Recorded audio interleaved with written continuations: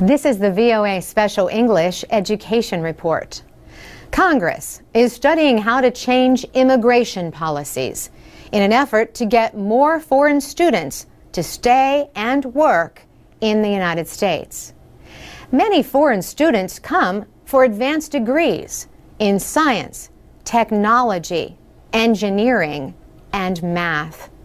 But many are unable to get a visa to live and work here after they graduate. In 2009, foreign students earned up to 2/3 of the physics and engineering doctorates awarded by American colleges and universities.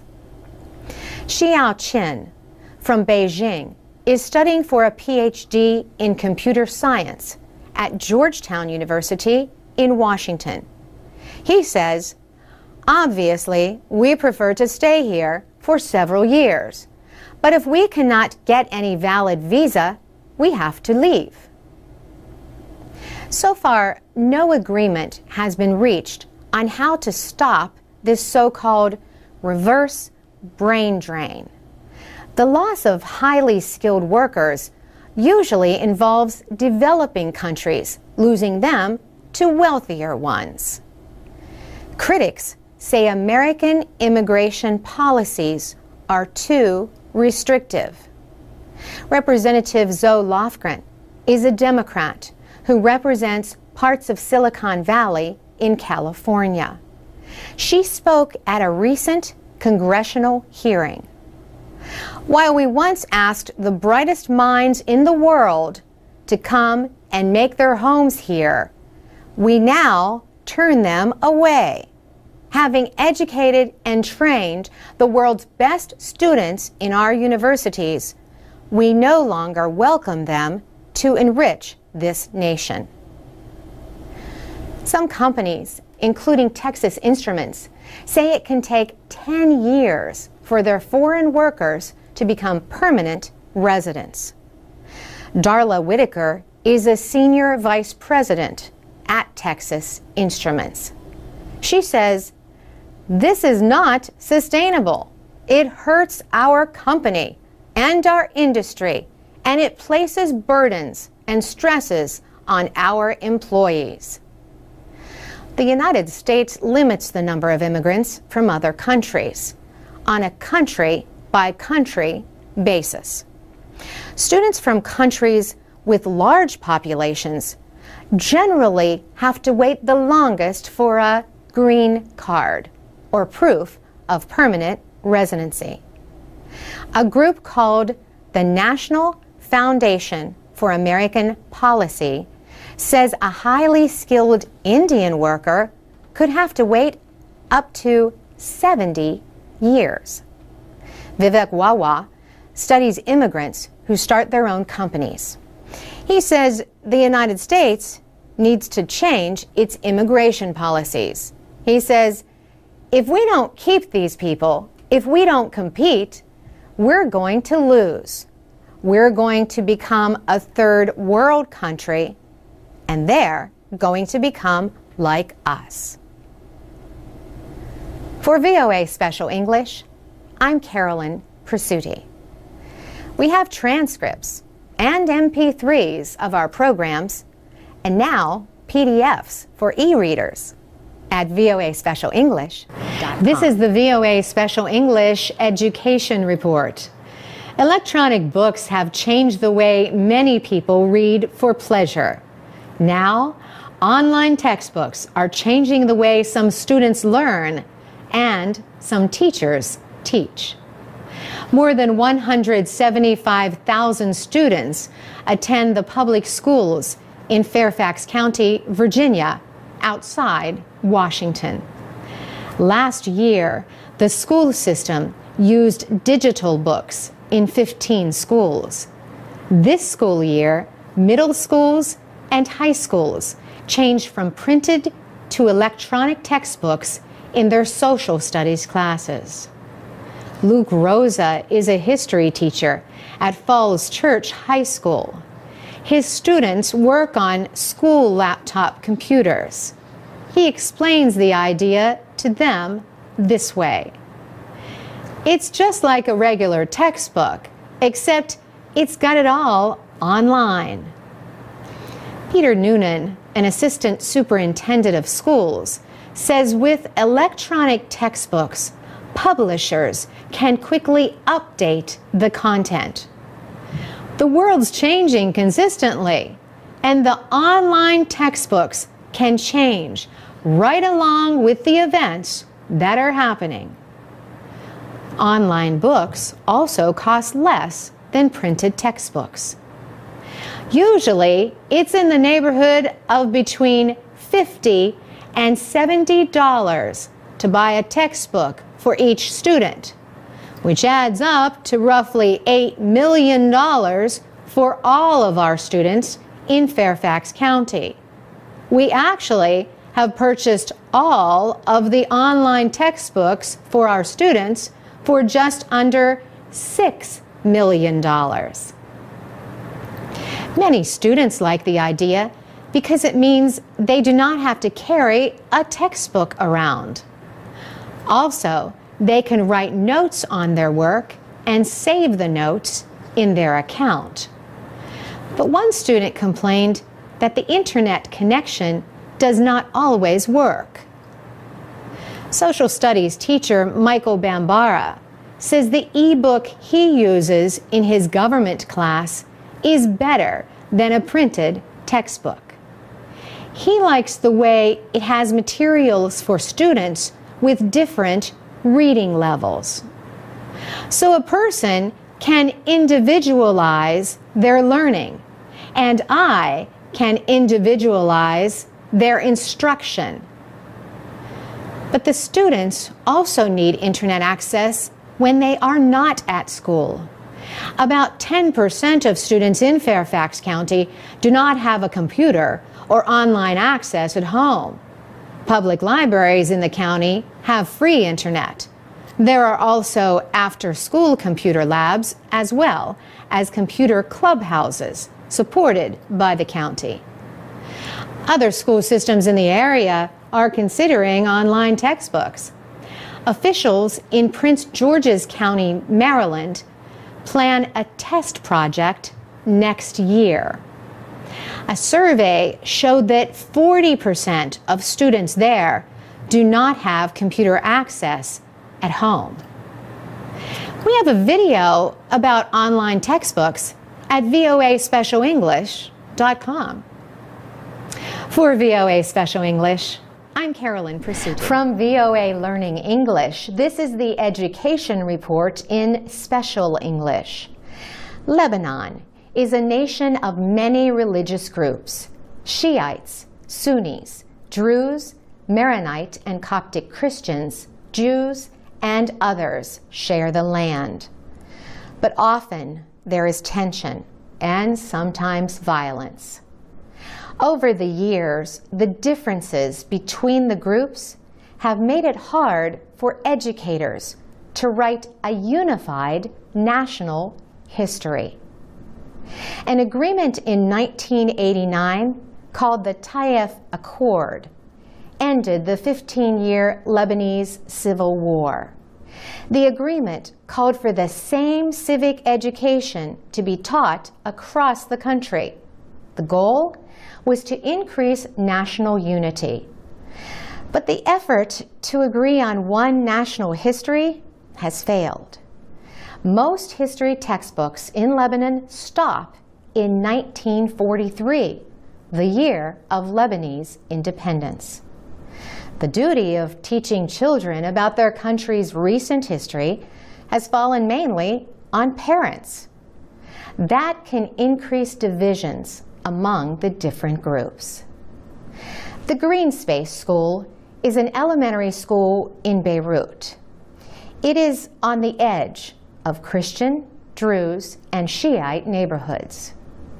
The school's head, Maha Qasim, says these religious ties can make history lessons a source of disagreement.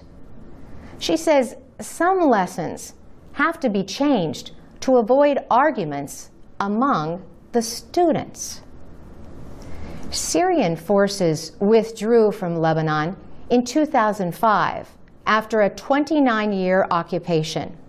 A series of protests against the occupation led to the withdrawal. The protests were called the Cedar Revolution. But Lebanese schoolchildren may never read about the protests in school. A government committee recently decided to remove the words Cedar Revolution from the education plan for a national middle school history textbook. So, without agreement, Lebanese schools often choose textbooks based on the religion of their students.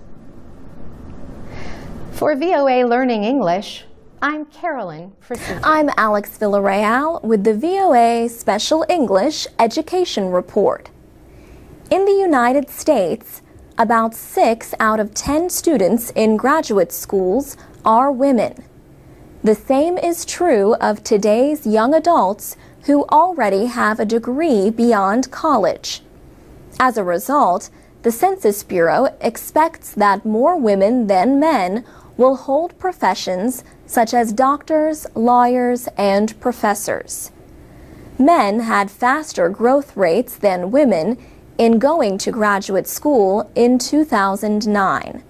Still, women earned 60% of the master's degrees. That was the level of about 90% of all the graduate degrees awarded. But a new report says the 2008-2009 academic year marked a change.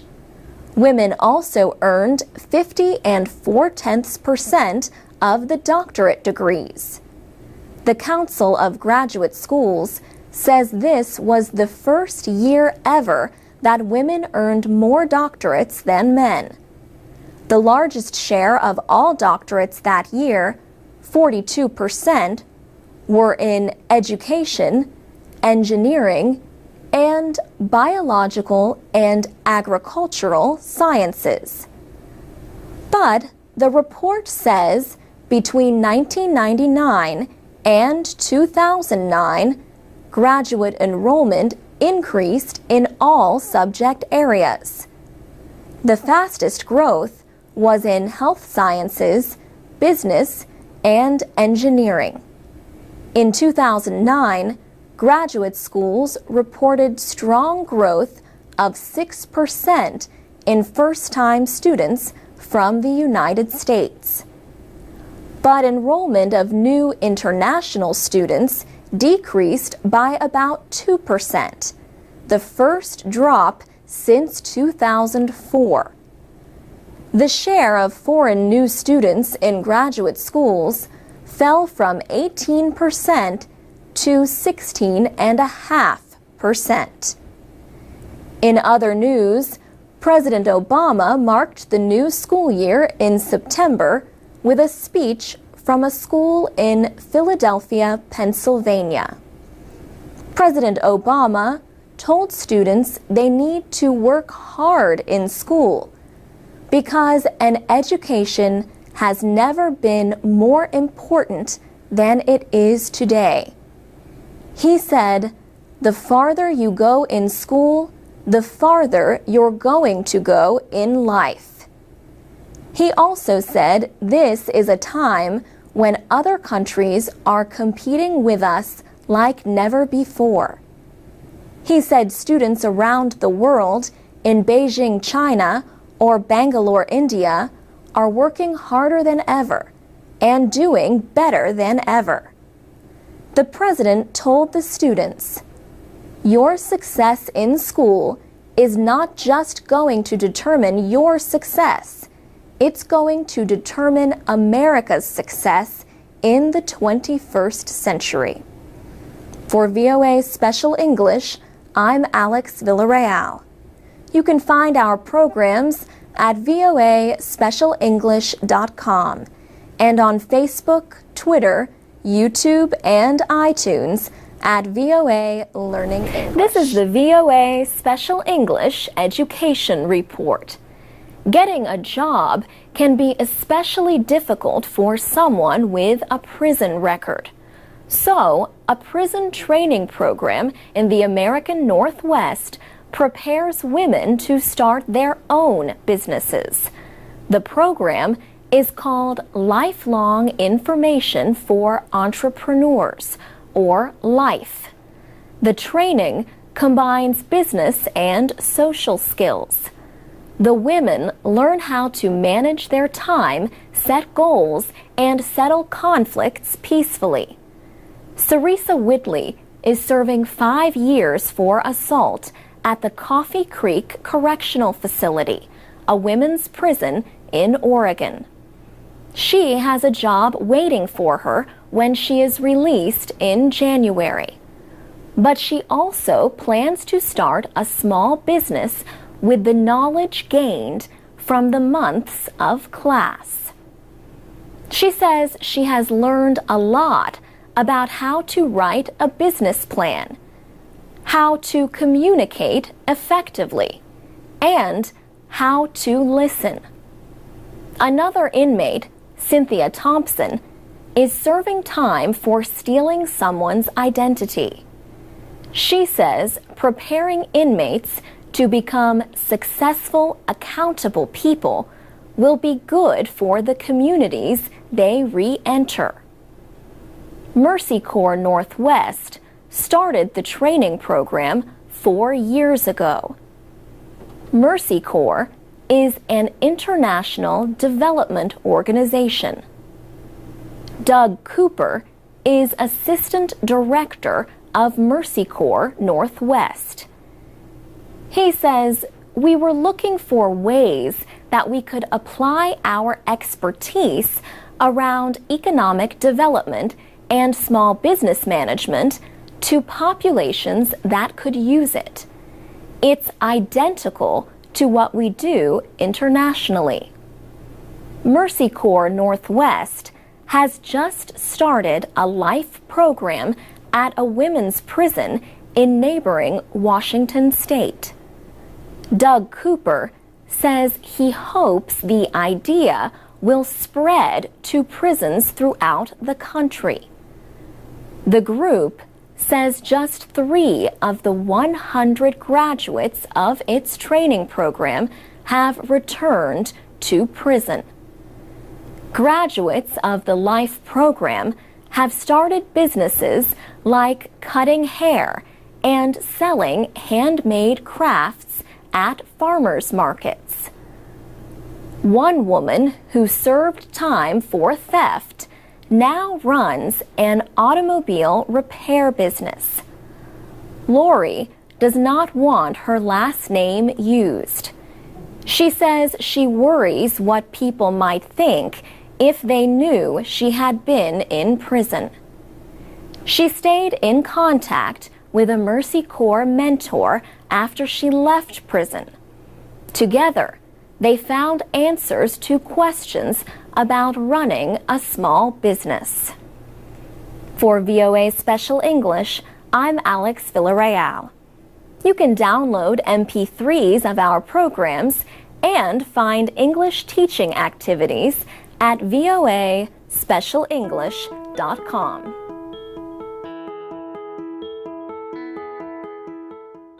From VOA Learning English, this is the Education Report. Experts estimate that half of the 6,000 languages spoken on our planet will have disappeared by the end of the century. In West Africa, academics are trying to protect the language and rich cultural heritage of Togo. At the University of Lomé, Professor Nbuike Adovi Goiakwe studies video of Gen cultural rituals. The professor is a cultural heritage specialist. He himself is a Gen, one of many ethnic groups in Togo. He has made films of Gen cultural customs with financial assistance from the United States. He says the Gen have an important place in Togo's history and culture. Gen rituals show how its people see their world, the interaction between the living and the dead, the seen and the unseen. The Gen believe in many different voodoo gods. But today, Professor Goiakwe says fewer and fewer Gen children go through voodoo initiation ceremonies. He says that increasingly, the new generation does not recognize the importance of these cultural traditions. He says formal education and the spread of Christianity have reduced their influence. Many young people think traditional practices are uncivilized. And while the Gen language is widely spoken in Lome, the professor says it is not taught in schools. Gen is one of about 39 languages spoken in Togo.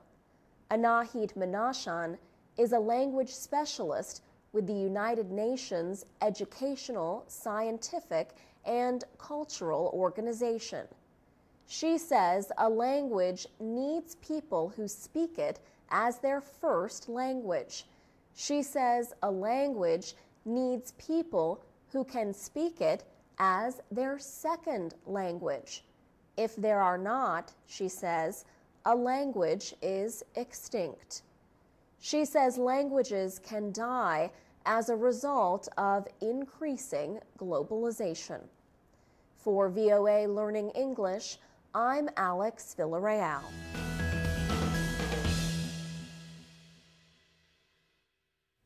This is the VOA Special English Education Report. Do American children still learn handwriting in school? In this age of the keyboard, some people seem to think handwriting lessons are on the way out. We asked a literacy professor at Vanderbilt University in Nashville, Tennessee.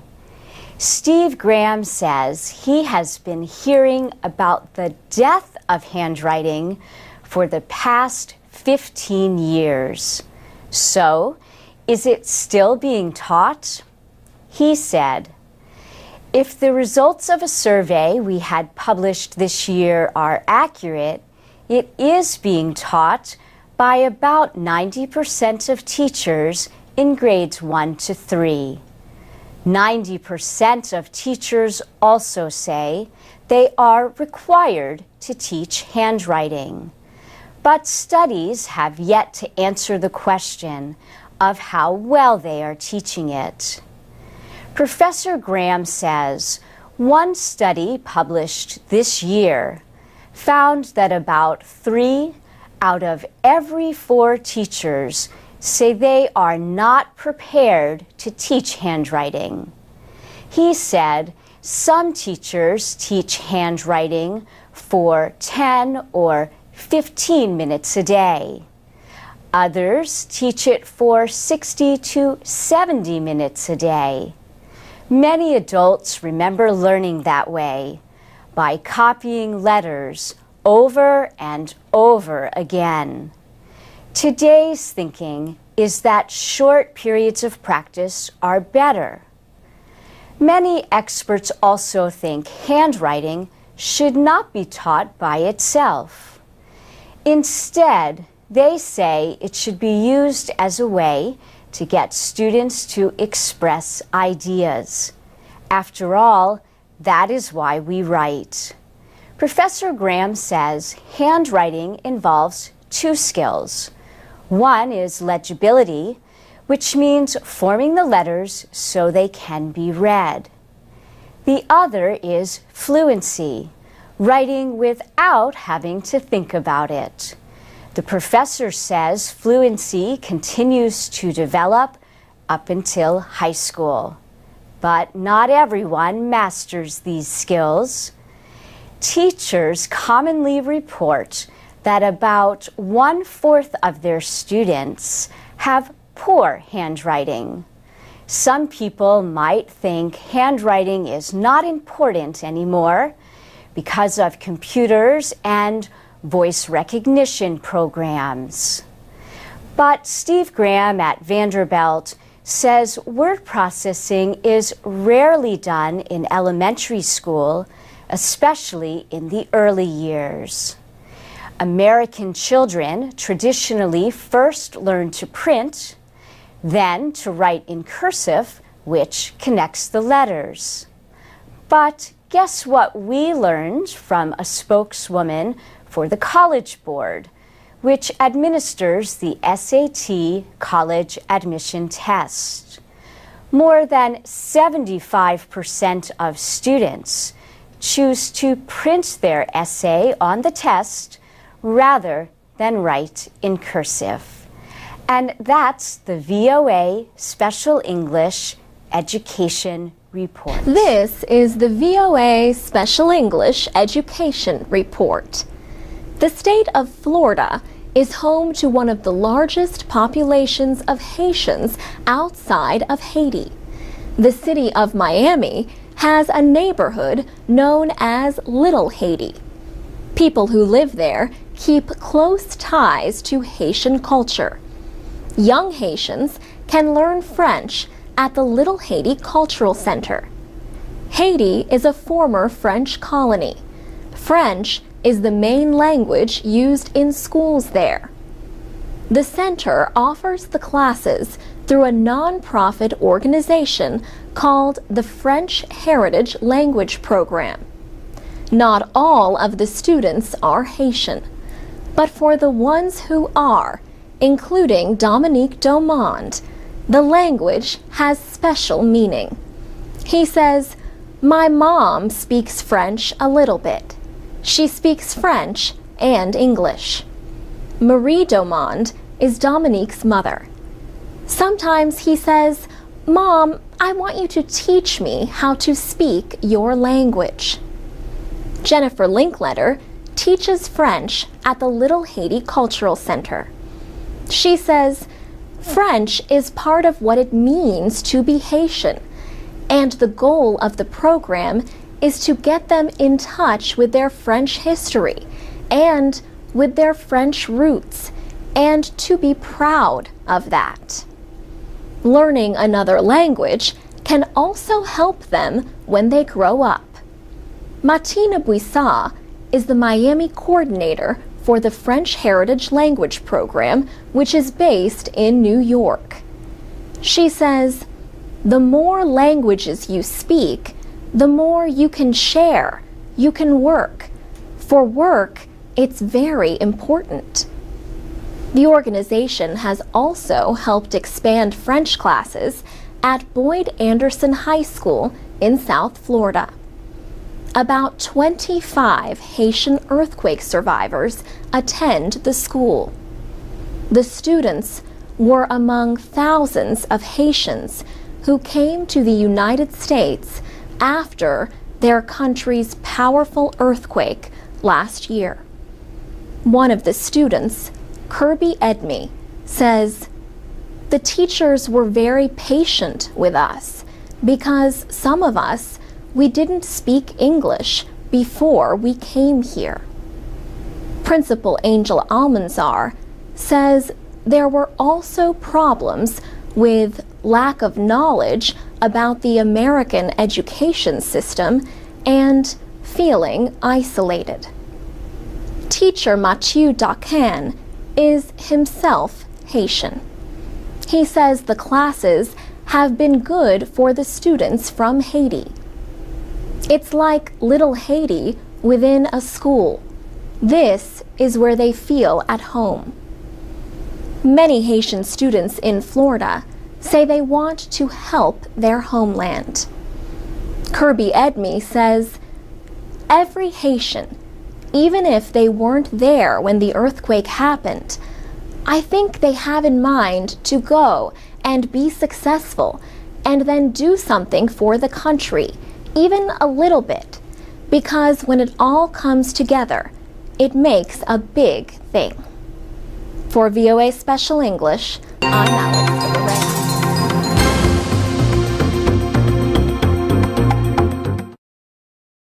This is the VOA Special English Education Report. Many new college graduates in the United States have trouble finding a job in the weak economy. But not graduates from the California Maritime Academy.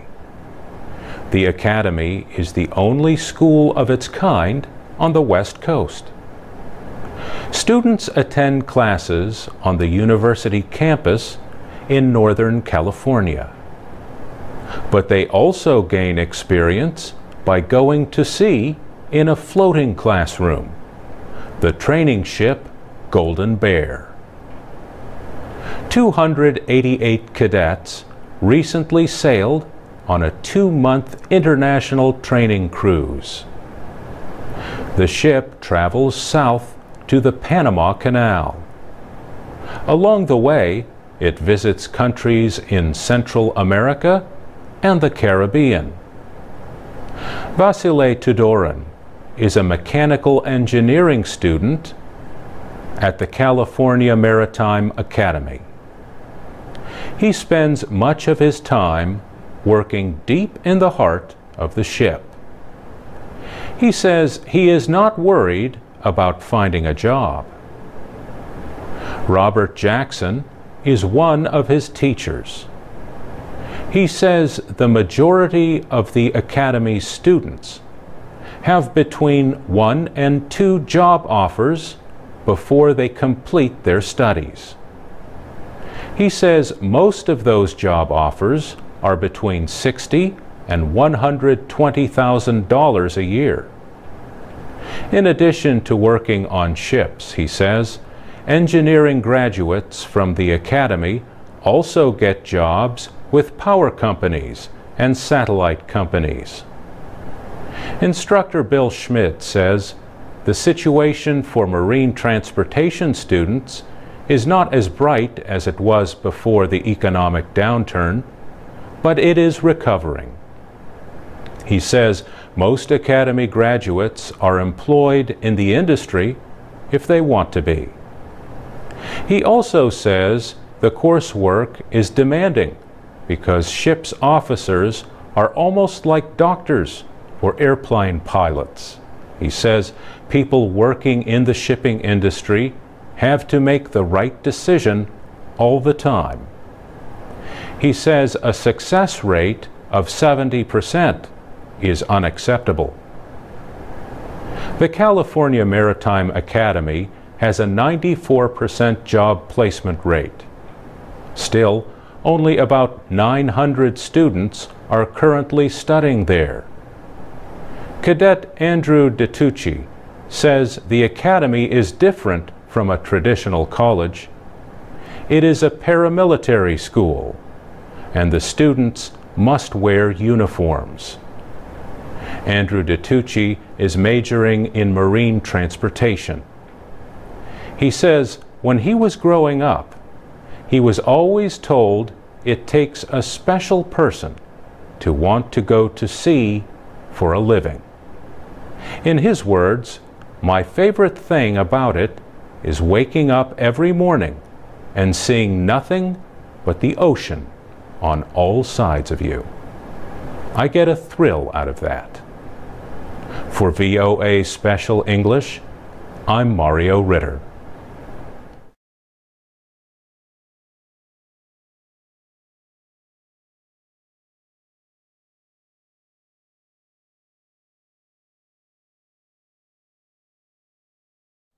From VOA Learning English, this is Education in Special English. Teachers say the digital age has been both a good and bad influence on this generation of American teenagers. More than 2,000 middle and high school teachers took an online survey. Researchers also spoke with teachers in focus groups. 3/4 of the teachers said the internet and digital search tools have had a mostly positive effect on their students' research habits and skills. But 87% agreed that these technologies are creating an easily distracted generation with short attention spans. And 64% said the technologies do more to distract students than to help them academically. Many students think doing research now means just doing a quick search on Google. The Pew Internet Project did the survey with the College Board and the National Writing Project. A majority of the teachers came from advanced placement classes, which provide college-level work for high school students. Judy Buchanan is with the National Writing Project and a co-author of the report.